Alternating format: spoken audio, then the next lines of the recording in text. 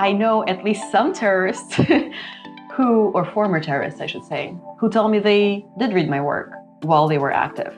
And it's surreal, when they tell me, I read your work when I was still active, and they can quote things, from my articles. And one of them actually said, we were worried that the government would take you a lot more seriously because if they did, we would have a lot less success with radicalizing people. Welcome everybody to Going to Extremes with me, Dave Brundle.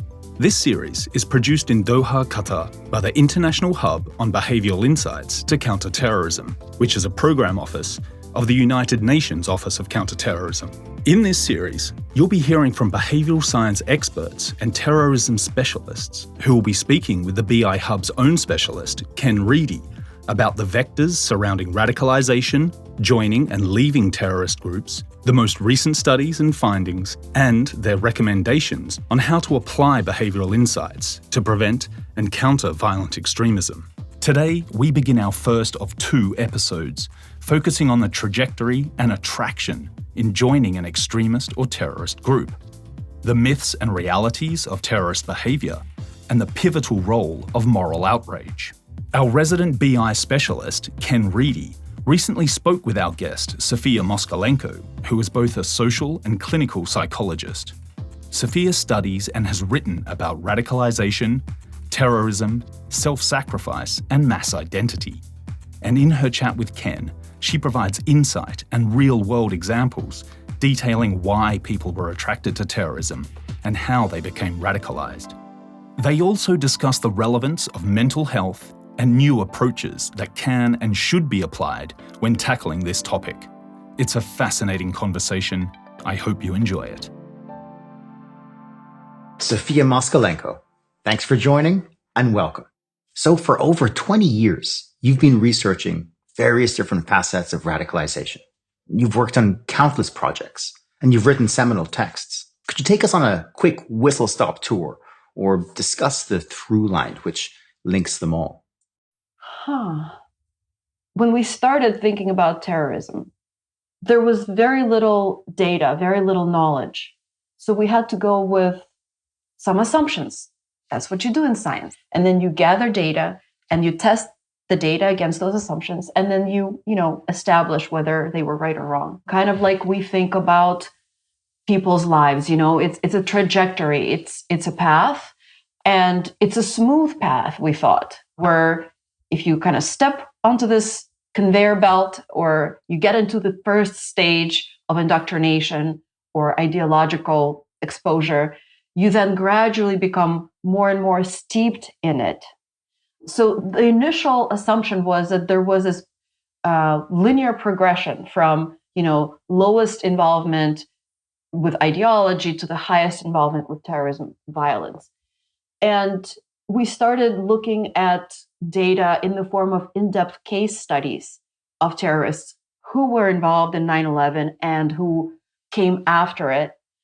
And what we discovered, and what is now the accepted kind of theory of the field, is that our initial assumption was wrong.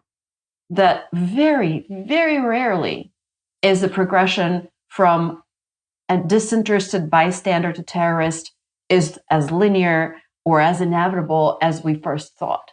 And instead, very often, it's something spontaneous, literally somebody being at the wrong place at the wrong time, or hanging out with the wrong crowd, or suffering some sort of a major setback in their personal or professional or social life.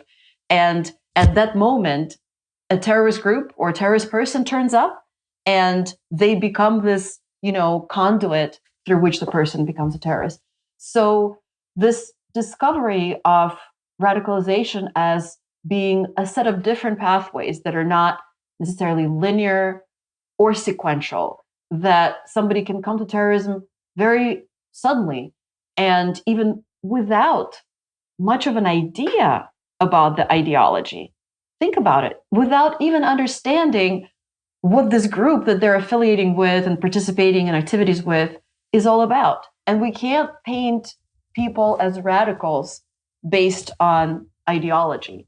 That in fact, the vast majority of people who share a radical ideology we'll never ever do anything about it. But if you think about the connection between ideas and actions outside of terrorism, it would make sense. Think about all the good intentions we have, and all the ideas we talk about, and think about how little we do about any of it on a day-to-day basis. There's all sorts of motivations and mechanisms, how people become involved in terrorism, and we will get into them. But the most intuitive is ideology resulting in extremism. So you believe something and then you act on it. I'm hungry, so I eat. I believe this group of people are evil and the world would be better without them, so I attack them. It's very intuitive. But what are your thoughts on this intuitive relation between ideas leading to action, between extremism leading to terrorism? Well, I think we're very good at deluding ourselves about what is and what isn't intuitive. To take your example, I'm hungry and I eat. Do you always eat only when you're hungry? I mean, I sometimes eat because I am in good company and we're having dinner, even though I'm not hungry. Sometimes I'm eating because I'm bored, and sometimes I'm hungry and I don't eat because I am recording a podcast or because, I am doing intermittent fasting right? So even with something as straightforward as hunger and eating, there are a lot of variables that stand in between your desire and your action. And with something as theoretical as ideology, there are a lot more things that stand between your ideas and your actions. But you're right in saying that it feels intuitive. And this is a very interesting question. Why does it feel so intuitive? And there is, again, a huge amount of research in psychology that I find fascinating that explains, how we come to see something as true and something as valid, even when it isn't, which in the case of the connection between ideology and action, that connection is not what we think it is. Is it possible to be attracted to a terrorist group without believing in the cause, that extremist belief? When you say without believing in the cause, there is a range of possibilities. So disbelieving the cause, I think no. But somewhere in the middle of that scale of believing in the cause or not believing it, when somebody's kind of indifferent to the cause, right? When they don't care one way or the other, they're not really even that well aware of the cause. The answer is absolutely. And we have countless examples. One of the most colorful examples of this kind of involvement is Abu Musab al-Zarqawi, who was also known as the Butcher of Baghdad, who was the head of Al-Qaeda in Baghdad, and whose entire life trajectory was nothing but seeking trouble. This person was full of testosterone, just, looking for a fight everywhere he went, and he got into a lot of fights. He was a very bad Muslim. He was kicked out of his mosque. He was covered in tattoos, a practice forbidden in Islam. He was picked up for being drunk, another practice forbidden by Islam. When he finally ended up in prison and realized that, jihad and Al-Qaeda was a great platform for his desire for status and violence, he realized that he lacked the ideology. And he was not interested in really learning it. So what he did instead was he befriended somebody, his last name was Makdisi, who was this learned, nerdy ideologue. And so wherever Zarqawi went, he brought Makdisi with him, and he would just kind of put him forth to speak of Islam. And to answer your question, yes, there are a lot of people, including at the very top of terrorist organizations, but more so, of course, at the lower levels, who are in it for something other than ideology and who couldn't really care less about it.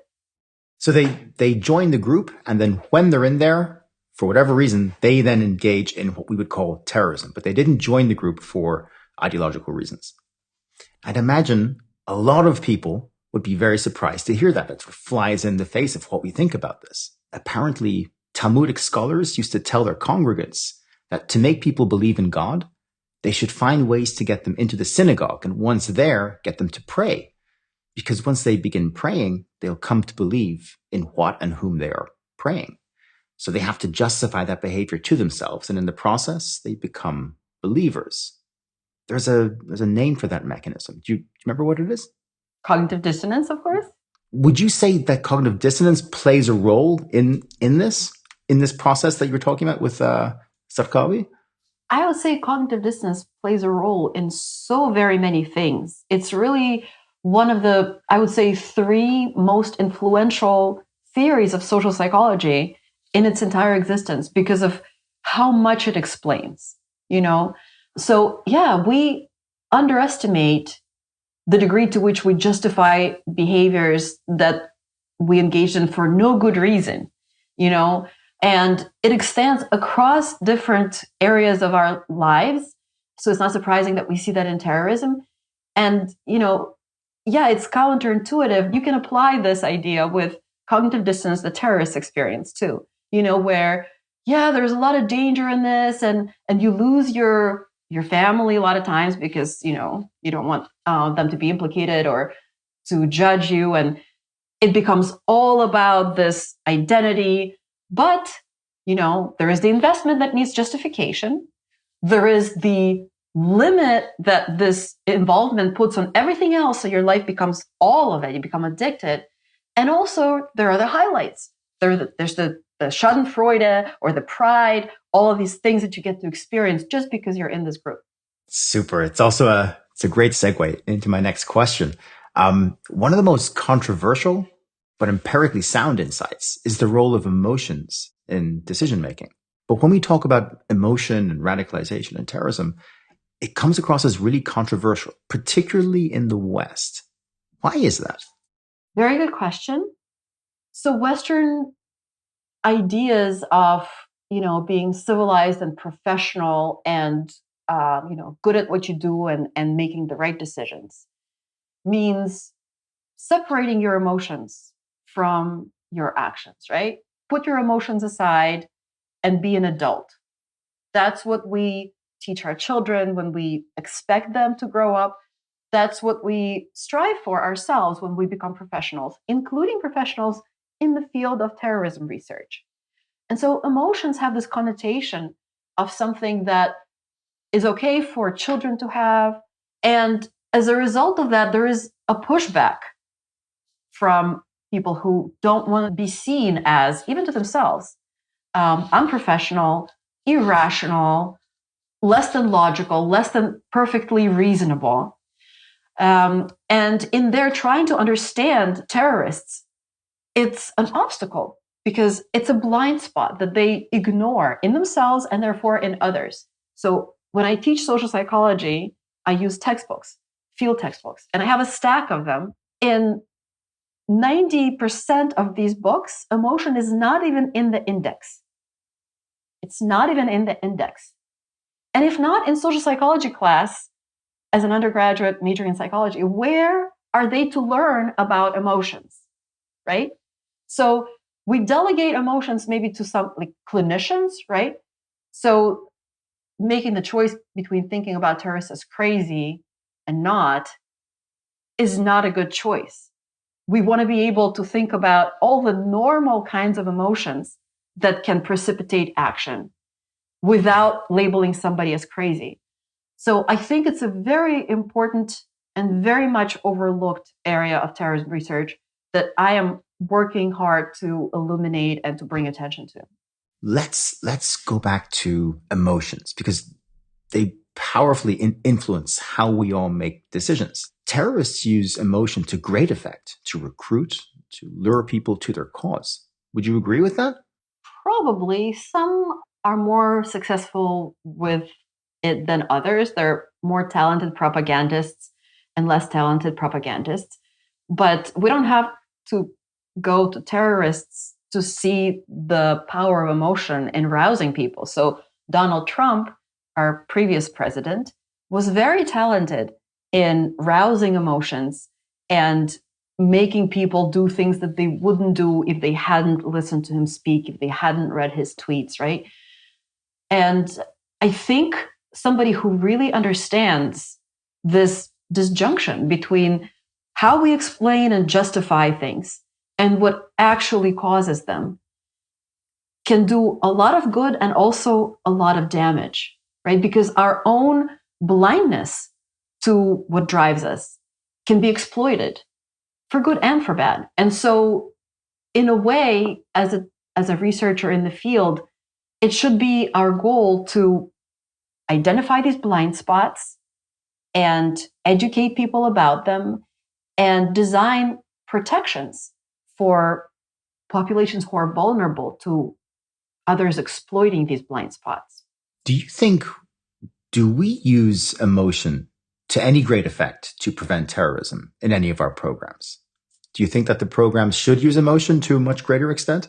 I absolutely do. I think they need information about how to do that better. And I think we as a field are lagging far behind on providing that information, identifying this information. So it's not just the programming that is not okay, right? We need data to put into programmers' hands so they can deliver good products that would address real issues. And then we need to get these data and design programming around them so that they can be delivered to the populations in need.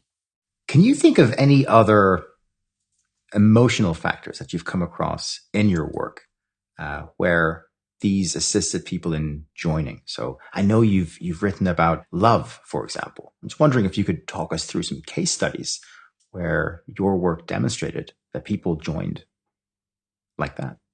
Yeah. So love is perhaps easiest to understand, but also mind-boggling how somebody could, risk everything and join in a mass killing campaign because of their affinity for another person. And one of the most recent and well-known cases of this is Dzhokhar Tsarnaev, who was one of the two brothers responsible for the Boston Marathon bombing. Now, his older brother, Tamerlan, was the ideologue. He's the one who traveled to Dagestan and Russia and became engaged with radical groups there, and then continued to engage with their materials online when he came back to the United States. His life was in shambles. He was going through a messy divorce. He was trying to get into this athletic career, but was denied because of his immigration status. He didn't fit in the United States. He felt like an outsider, and it's something that he expressed to others, that he didn't understand Americans and didn't feel at home here. And so his radicalization was precipitated by that. But his younger brother, Dzhokhar, was nothing like that. He came to the United States much younger. He didn't have an accent. He was very popular at school. He had friends and girls who were interested in him. He was in college. He was doing really well. But in this culture that they came from, this Dagestani, masculinized culture, an older brother is a really, really important person that you admire and listen to and respect. And so when Tamerlan set off on this path, Dzhokhar followed, even though there was nothing that we could identify in his communications, in his behaviors prior to that, that indicated any interest in jihad or any animosity against America. In fact, he was very, very much, in love with the country. So this is just an example of how, love can make somebody a terrorist. Are there any other non-ideological factors that you found to be powerful, attractive mechanisms? Like maybe you had a look at small group dynamics or government actions. We know that has known to trigger this. Yes, both of those. Small group dynamics are huge. So out of the 12 mechanisms that Clark McCauley and I identified as leading into terrorism, 6 have to do with small group dynamics. It is one of the main findings of social psychology since its inception, how important and yet undetectable most times social influence is. We have studies of Solomon Asch, who demonstrated that people will literally call white black and black white. So they will betray the evidence of their own eyes when there is a group around them who say something that they don't believe is true, right? So small groups and just social influence in general are immensely influential on everything we do day to day, and of course on terrorism as well. And the reason perhaps it is so influential is that we are not very good at detecting it. And another thing you brought up that I also think is important in understanding radicalization is government action. So radicalization is never a one-sided process. It is true that terrorism is very salient. We look at 9/11 and it's clear who's responsible for it. These 11 attackers, they are to blame, and then Osama bin Laden who funded them. Yes, no question about it. But there is a lot of influences on them before it happened, right? They didn't just decide to do it. Something led them to it. And then what's more, after 9/11, there were a lot of reactions, for example, of the US government that were actually expected and desired by the terrorists. The reason they did it, in part, was to trigger a cascade of reactions that undermined the United States' moral standing around the world with an invasion that was unjustified and created a lot of casualties of innocent people on the ground, and also a lot of grievances among Americans, right, who fought in these wars and whose families were devastated by the loss of their loved ones there. And so this back and forth needs to be taken into account when we're trying to understand, prevent, and counter radicalization. So government action is really important, as well as small group dynamics. Yes. Would you say then that part of the purpose of a terrorist attack is to stimulate an overreaction by the government in order to create that buffet? Some terrorists, yes, absolutely. And in fact, Osama bin Laden and Zawahiri, his second in command, they explicitly stated that that was their purpose in designing 9/11.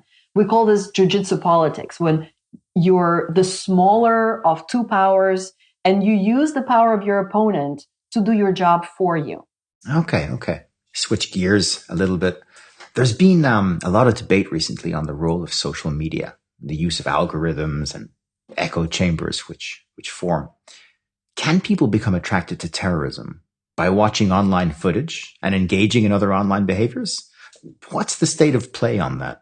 So, empirically speaking, the answer is yes.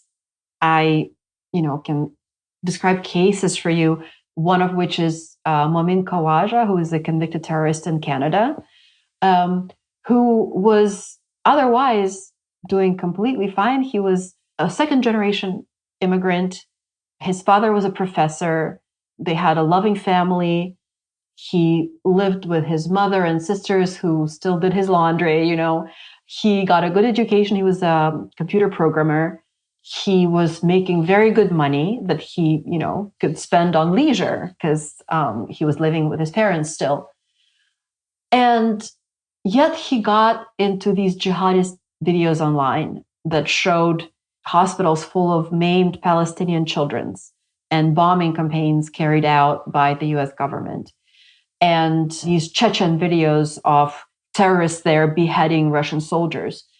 And he just couldn't stop watching. And once he started watching, he couldn't stop thinking about it. And thinking about it, he realized he had to do something about it to just feel like a good person. He couldn't not do anything about it. So he started contributing financially, sending money to these people. And then after a while, it just didn't seem enough. The donations were not doing it for him. So he embarked on a journey, traveling to, Al-Qaeda stronghold, but ended up meeting somebody sooner in London, a bomb explosion in London's public places.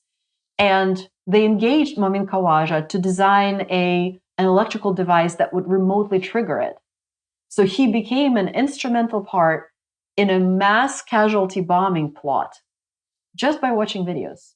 Now, having said that, I have to give you a caveat that what we know about people's engagement with social media is that for the most part, people seek out things that they're interested in on social media. It's not that social media bring them to these things. So they go in already looking for something, and then the social media make it so much, easier to find than it was before.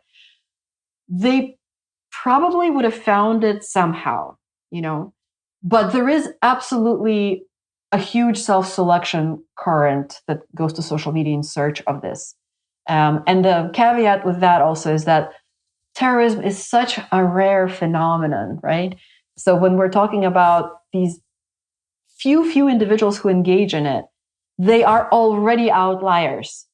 And so, even one story like Momin Khawaja's makes up for, a huge percentage of explanatory power, right? So keeping that in mind, yes, social media made it so much easier for people to find this content.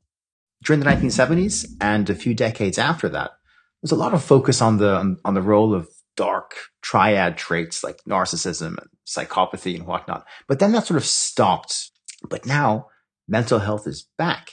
And I'm just wondering, did radicalization change, or were we simply not paying attention to the role of mental health?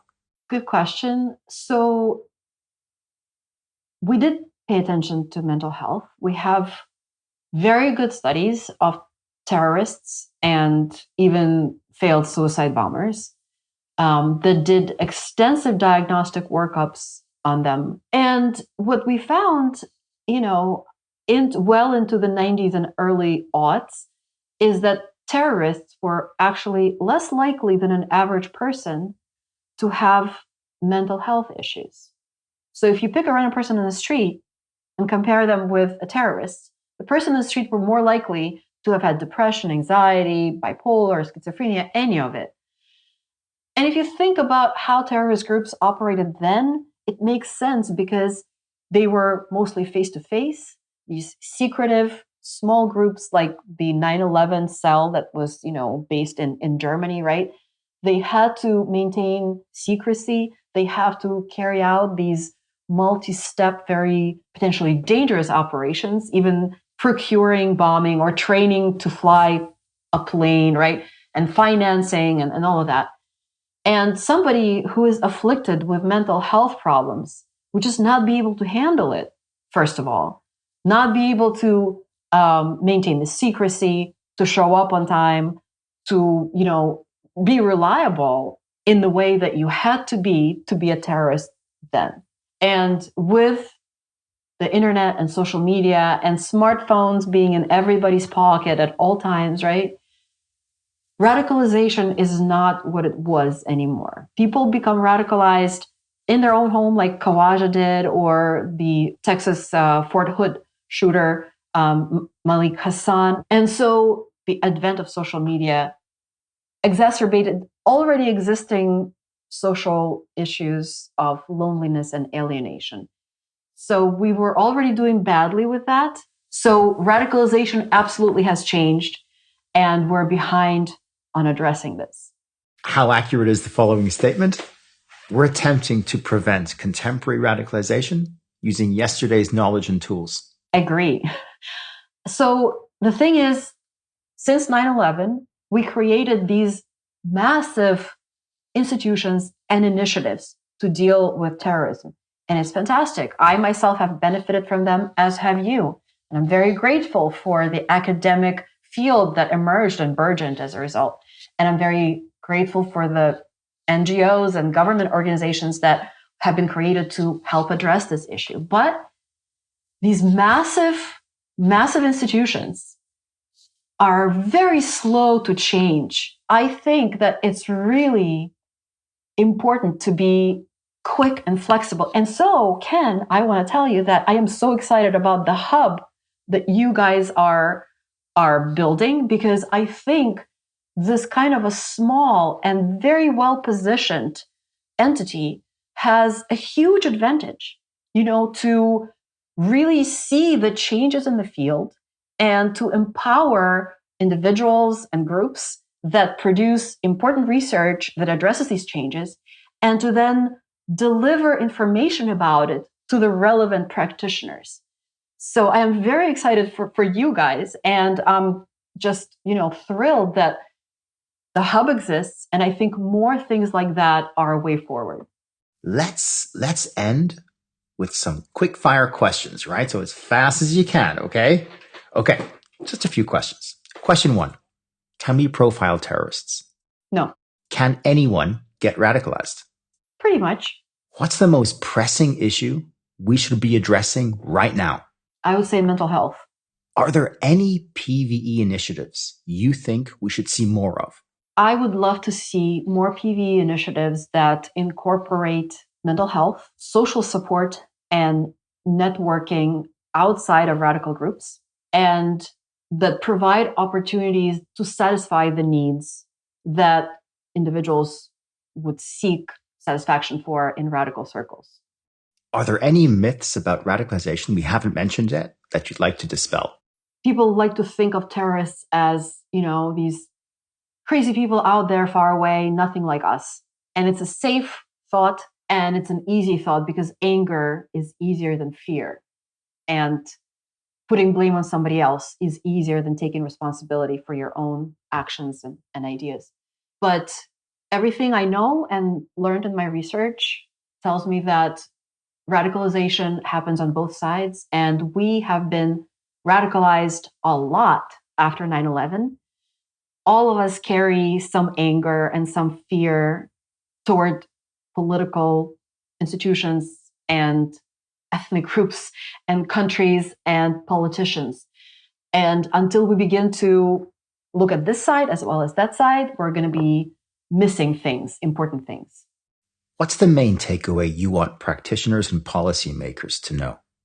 I would love for practitioners and policymakers and the society to be more aware of emotions. I think it would do all of us a lot of good. So maybe I want to leave that as the main takeaway. If we can start thinking about radicalization and terrorism as not just us versus them, but as one thing that we can do well to solve together, I think we would be good.